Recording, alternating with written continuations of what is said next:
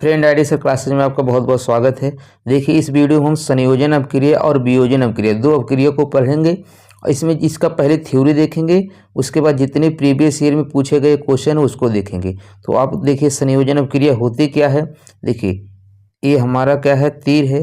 तीर के इधर, ठीक है, तीर के दाईं साइड जो बनता है उसको क्या बोलते हैं, उत्पाद बोलते हैं। क्या बोलते हैं, उत्पाद बोलते हैं।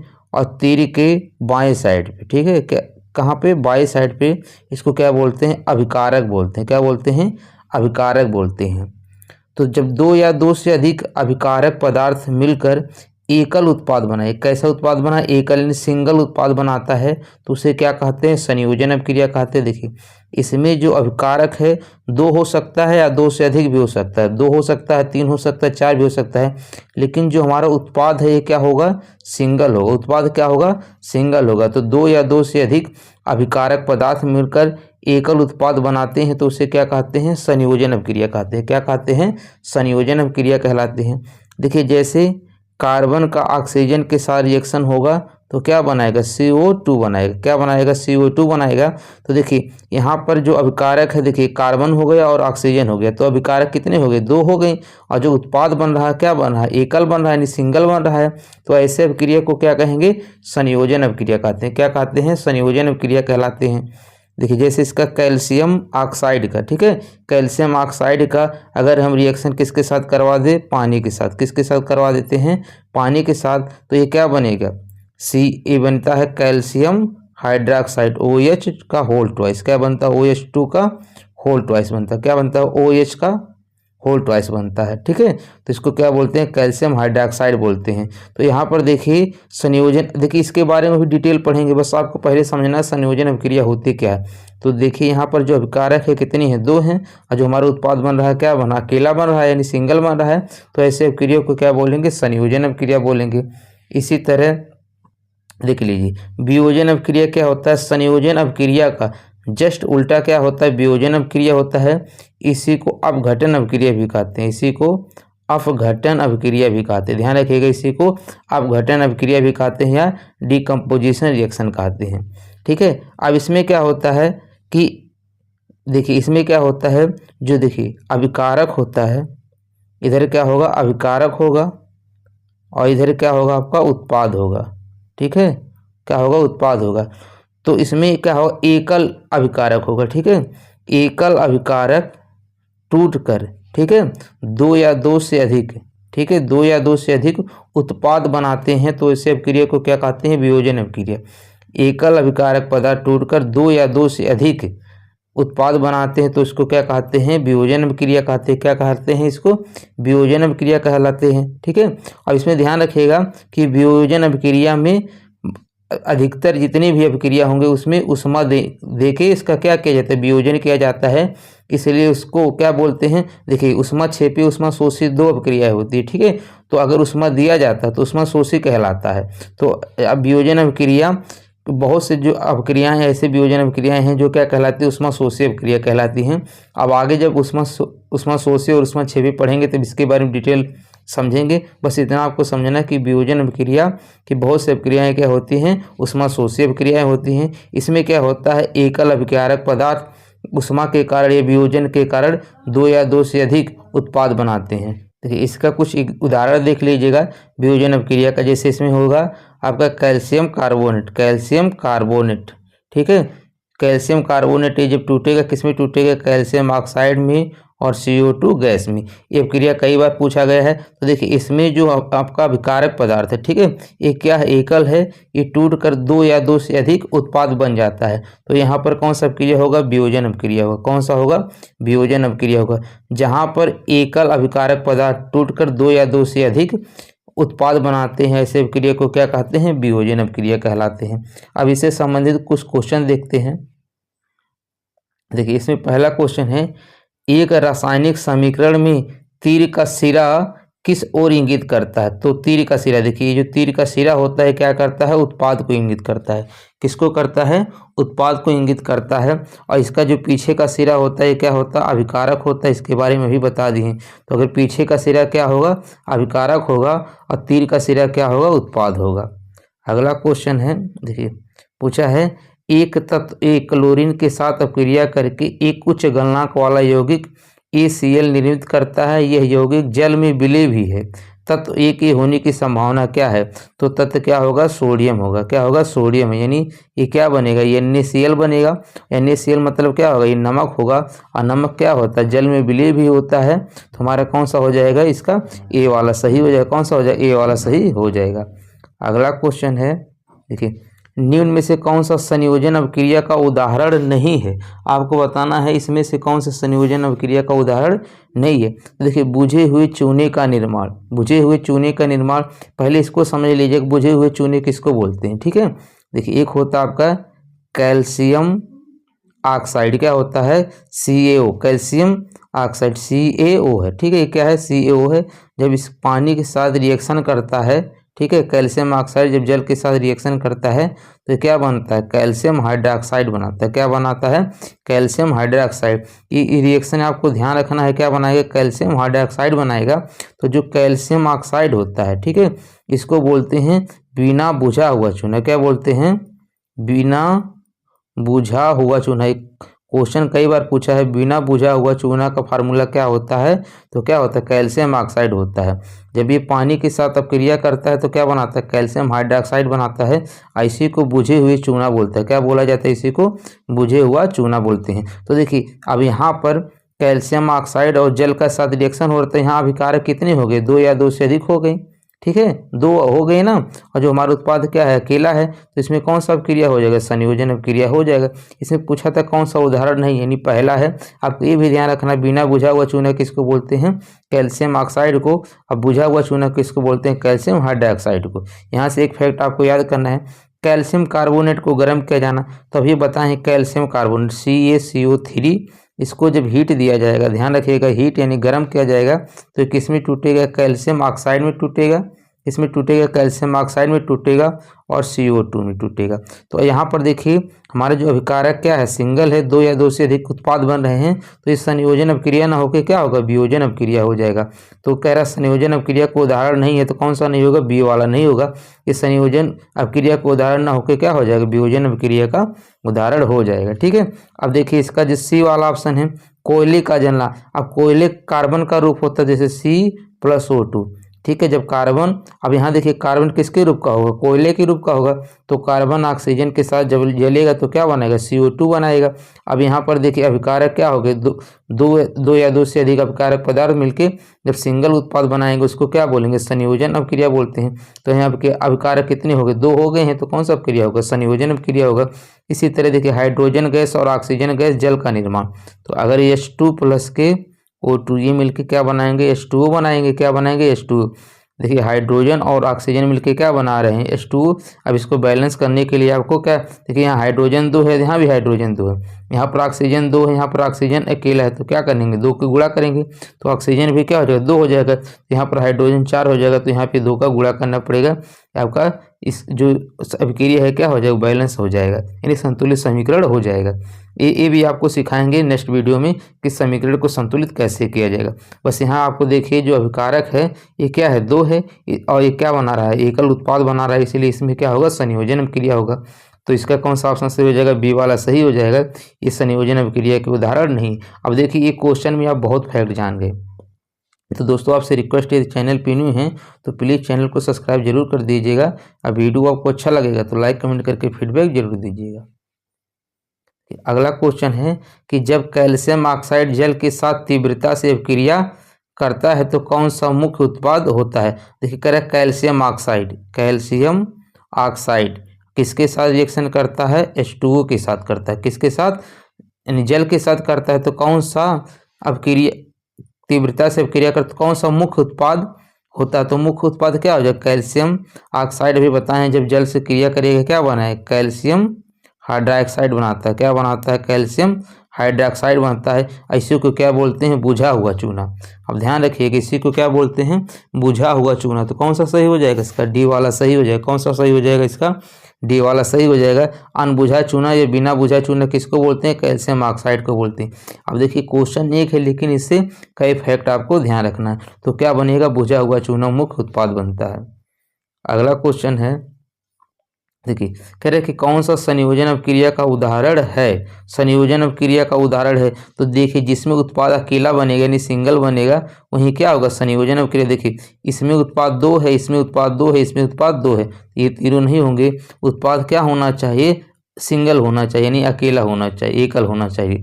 अब 2H2 प्लस O2 बताएं हैं 2H2 बनता है, इसमें कौन सा होता है संयोजन अपक्रिया होता है। कौन सा होता है इसमें संयोजन अपक्रिया होता है, बाकी में और अपक्रिया लेकिन इसमें संयोजन अपक्रिया नहीं है। अगला क्वेश्चन है, देखिए ये भी क्वेश्चन काफ़ी इंपॉर्टेंट है। एक मैग्नीशियम रिबन वायु ऑक्सीजन में एक चमकदार लौ के साथ जलता है और एक सफ़ेद पदार्थ यक्स में परिवर्तित हो जाता है। यक्स क्या है आपको बताना है कि यक्स क्या है, तो यक्स क्या हो जाएगा। देखिए अब कह रहे हैं एक मैग्नीशियम रिबन, ठीक है, क्या दिया है एक मैग्नीशियम रिबन यानी मैग्नीशियम Mg हो जाएगा। क्या हो जाएगा मैग्नीशियम रिबन वायु यानी ऑक्सीजन में एक चमकदार लौ के साथ, किसके साथ जल रहा है ऑक्सीजन यानी O2 के साथ, तो क्या बनाएगा AMgO बनाएगा। क्या बनाएगा मैग्नीशियम ऑक्साइड बनाएगा। अब आपको बैलेंस करने के लिए 2 का गुणा करना पड़ेगा और इधर भी 2 का गुणा कर दीजिएगा, बैलेंस हो जाएगा। तो क्या बनाएगा उत्पाद के रूप में, देखिए कह रहा है कि एक चमकदार लौ के साथ जलता और एक सफ़ेद पदार्थ एक्स परिवर्तित हो जाता है। एक्स क्या होगा, तो एक्स क्या होगा मैग्नीशियम ऑक्साइड होगा। क्या होगा मैग्नीशियम ऑक्साइड, तो कौन सा ऑप्शन सही हो जाएगा इसका बी वाला सही हो जाएगा। ये भी ध्यान रखिएगा मैग्नीशियम ऑक्साइड का जो कलर पूछेगा तो क्या होता है एक सफ़ेद पदार्थ बनता है। क्या बनता है सफ़ेद पदार्थ बनता है। यहाँ से एक फैक्ट आपको और ध्यान रखना है। अगला क्वेश्चन है, देखिए पूछा है निम्नलिखित में से कौन एक संयोजन अपक्रिया है। संयोजन अपक्रिया की पहचान क्या बताए हैं कि उत्पाद क्या होना चाहिए एकल होना चाहिए। देखिए इसमें 2 उत्पाद बन रहा है, इसमें 2 उत्पाद बन रहा है, इसमें 2 उत्पाद, यानी ये तीनों नहीं होगा, ठीक है। तो इसमें कौन होगा, ये सिर्फ चौथा वाला सही होगा क्योंकि इसमें जो उत्पाद है एकल बन रहा है। तो चौथा वाला ऑप्शन किस में दिया है सिर्फ ए में, तो इसका कौन सा सही हो जाएगा, इसका ए वाला सही हो जाएगा। कौन सा सही हो जाएगा, इसका ए वाला सही हो जाएगा।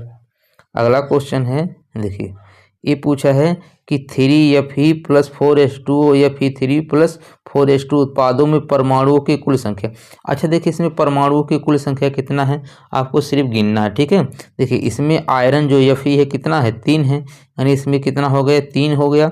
अच्छा देखिए जितना अभिकारक में परमाणु होगा उतना उत्पाद में होगा, तो आपको सिर्फ एक साइड गिन लेना, वहीं क्या हो जाएगा परमाणुओं की कुल संख्या हो जाएगी। जितना परमाणु अभिकारक में होगा उतना उत्पाद में होगा। तो देखिए यहाँ पे आयरन कितना है 3 है और यहाँ पे हाइड्रोजन कितना है, देखिए H2 लिखा इसके पहले 4 है, यानी हाइड्रोजन कितना है 8 है, कितना है 8 है। और ये ऑक्सीजन कितना है, ऑक्सीजन कितना है इसके पहले 4 है, तो क्या होगा 4 हो जाएगा। अब जोड़ लेंगे इसी को 8 4 12 3 15, यानी कितना हो जाएगा 15। तो उत्पाद कह रहा उत्पाद में परमाणुओं की कुल संख्या, तो जितना भाई अभिकारक में परमाणु की संख्या होगा उतने उत्पाद में होगा, यानी कितना हो जाएगा 15 हो जाएगा। अब यहाँ से भी काउंट करना है तो यहाँ से कर लीजिएगा, ठीक है। अब यहाँ से आपको काउंट करके बता दे रहे हैं। देखिए Fe3 है तो इसमें भी कितना है 3 है, O4 है तो इसमें कितना है 4 है, और देखिए 4 दूनी 8 हो जाएगा। तो 8 4 12 3 15, यानी उत्पाद में परमाणु संख्या कितनी हो जाएगी 15। तो जितना विकारक में होता है उतनी ही उत्पाद में बनता है। अगला क्वेश्चन है, देखिए कि दी गई रासायनिक अपक्रिया में फेरस सल्फेट का रंग कैसा होता है। तो जो फेरस सल्फेट है, ठीक है, ये जो फेरस सल्फेट दिया है इसका रंग कैसा होता है, तो फेरस सल्फेट का रंग कैसा होता है हरा होता है। कैसे होता है हरा होता है। आपको देखिए 3 कशिश बोला जाता है, ठीक है, उसी को याद कर लेना है, उसी से आपका कलर हो जाएगा। तो फेरस सल्फेट को देखिए यहाँ पर इसका फार्मूला होता है, यहाँ पे हम एक तीनों लिखवा दे रहे हैं, इसको लिख लीजिएगा, काफ़ी इंपॉर्टेंट है। इसका क्या होता है FeSO4 और ये क्या होता है 7H2, क्या होता है 7H2, इसी को बोला जाता है हरा कशिश, ठीक है। क्या बोला जाता है हरा कशिश या हरा थोथा। हरा आपको कहीं कहीं मिलेगा हरा कशिश लिखा रहेगा, या इसी को बोलते हैं हरा कशिश के जगह पे थोथा लिखा रहेगा, ठीक है। क्या लिखा रहेगा थोथा, ठीक है। इंग्लिश में इसको बोलते हैं ग्रीन क्या बोलते हैं इसको ग्रीन विट्रॉल बोलते हैं। क्या बोलते हैं ग्रीन विट्रॉल बोलते हैं, ठीक है। क्या बोलते हैं ग्रीन विट्रॉल बोलते हैं। तो अब देखिए जो हरा कशिश इस किसको बोला जाता है फेरस सल्फेट। तो यही क्वेश्चन पूछा है फेरस सल्फेट का रंग कैसा होता है, तो इसको क्या बोलते हैं हरा कशिश बोलते हैं, तो इसका रंग कैसा हो जाएगा हरा हो जाएगा। तो आपको ध्यान रखना है फेरस सल्फेट का फार्मूला क्या होता है FeSO4 7H2, कलर कैसा होता है हरा होता है।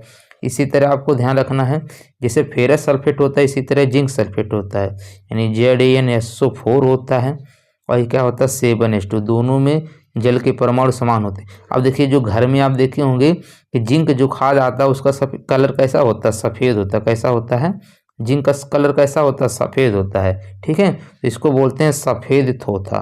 क्या बोलते हैं, सफ़ेद थोथा, या इसी को सफ़ेद कशिश भी बोला जाता है। सफ़ेद थोथा या कशिश, इसको क्या बोलेंगे, व्हाइट विट्रोल बोलते हैं। इसको क्या बोलते हैं, व्हाइट विट्रोल बोलते हैं। ठीक है, इसी तरह आपको तीसरा ध्यान रखना है, आपका हो गया हरा कशिश, सफ़ेद कशिश, नीला कशिश, आपको ध्यान रखना है, यानी कॉपर सल्फेट। इसको क्या बोलते हैं, कॉपर सल्फेट। और इसमें देखिए जल का परमाणु 5s2 होता है। कितना होता है, 5s2 होता है। इसको क्या बोलते हैं, कॉपर सल्फेट। इसी को क्या बोलते हैं, नीला थोथा। क्या बोलते हैं, नीला थोथा।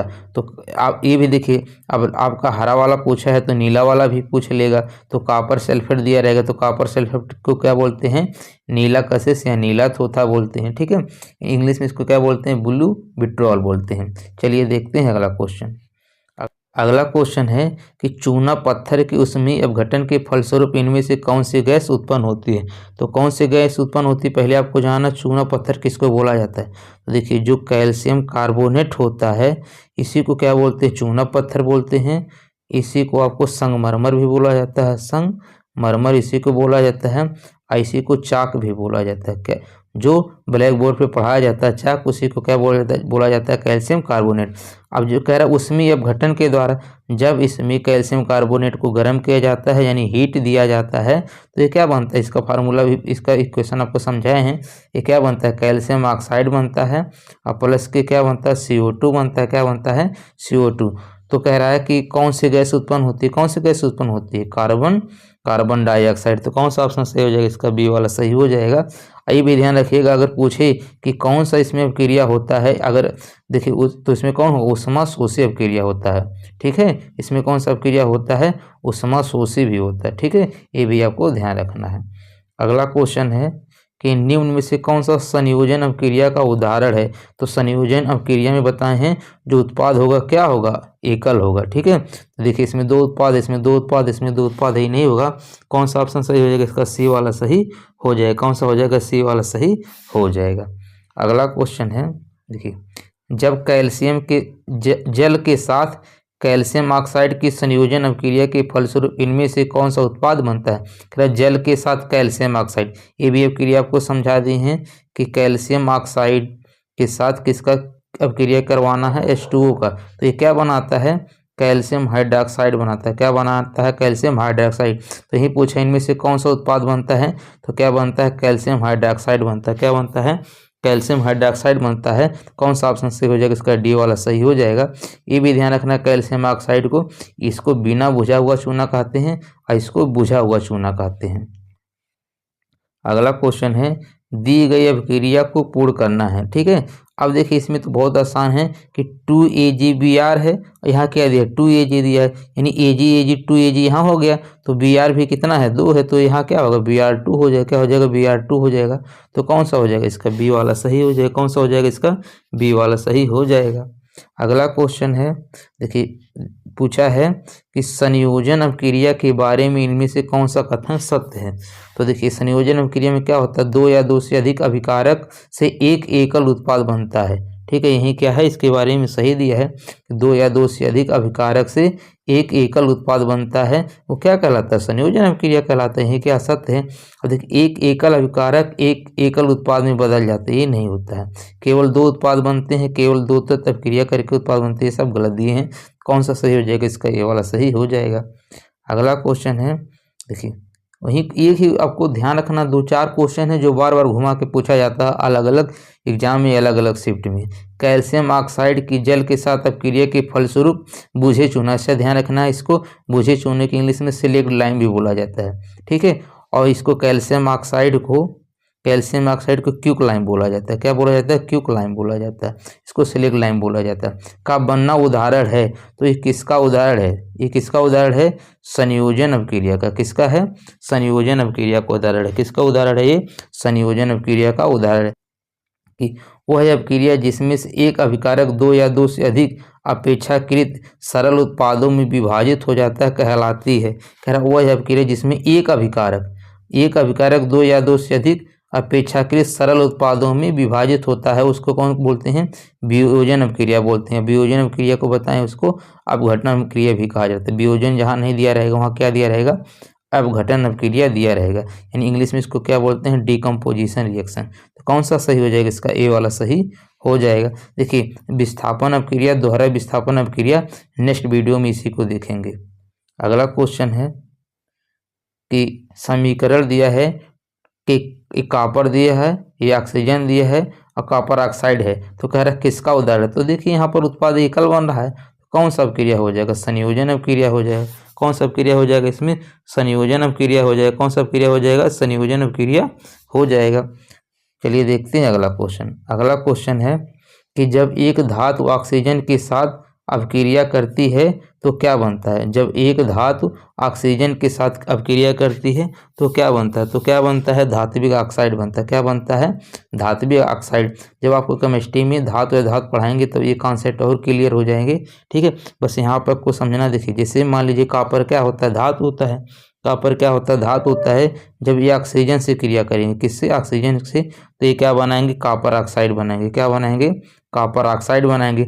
बस इसको समीकरण को आपको बैलेंस कर लेना है। यहाँ पे ऑक्सीजन 2 है तो यहाँ पर 2 का गुणा करेंगे तो अब देखिए कॉपर भी 2 हो जाएगा, तो यहाँ भी 2 का गुणा करेंगे, कॉपर भी 2 हो जाएगा, यानी हमारा समीकरण क्या हो जाएगा? संतुलित हो जाएगा।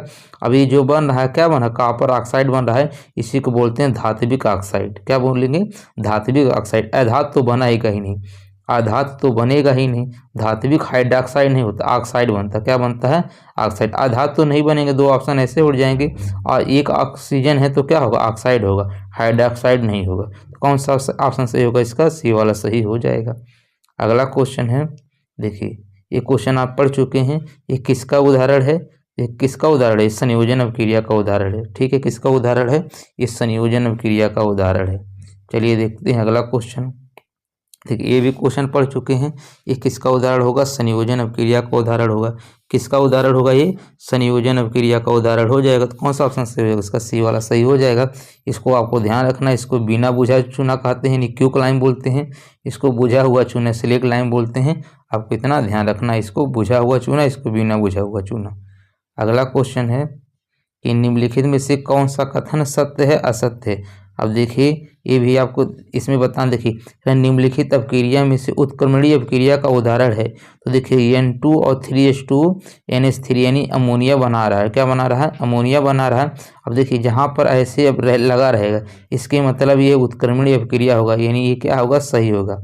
अब देखिए कैल्शियम कार्बोनेट में जब हीट दिया जाता है कैल्शियम ऑक्साइड बनता है और CO2 बनता है, ये भी आपको पढ़ा दिया, यानी दोनों सही है। तो इसका कौन सा सही हो जाएगा? सी वाला सही हो जाएगा, यानी दोनों ऑप्शन क्या है? इसके सही है। तो कौन सा ऑप्शन सही होगा? इसका सी वाला सही हो जाएगा।